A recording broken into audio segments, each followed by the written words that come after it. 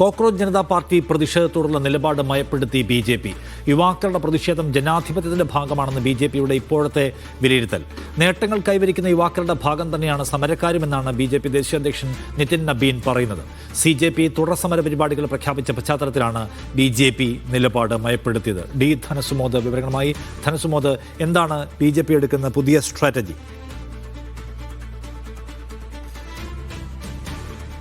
ഇപ്പോൾ NDA സർക്കാരിന്റെ വാർഷികവുമായി ബന്ധപ്പെട്ട് മാധ്യമപ്രവർത്തകരുമായി അനൗപചാരിക കൂടിക്കാഴ്ച നടത്തി കഴിഞ്ഞപ്പോഴാണ് ദേശീയ അധ്യക്ഷനായ നിതിൻ നബീൻ നയമാറ്റം വ്യക്തമാക്കിയത്.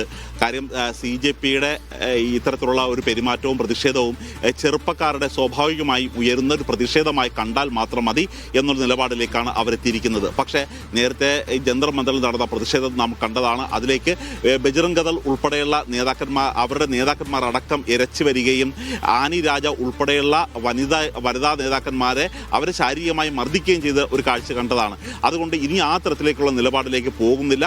മറിച്ച് ഇവരോടൊരു മയപ്പെട്ട നിലപാട് സ്വീകരിച്ചാൽ മതി. കാര്യം രാജ്യത്ത് നിരവധി നേട്ടങ്ങൾ കൊയ്യുന്ന ചെറുപ്പക്കാരുണ്ട്. ആ ചെറുപ്പക്കാരുടെ ഭാഗം തന്നെയാണ് CJP പ്രവർത്തകർ.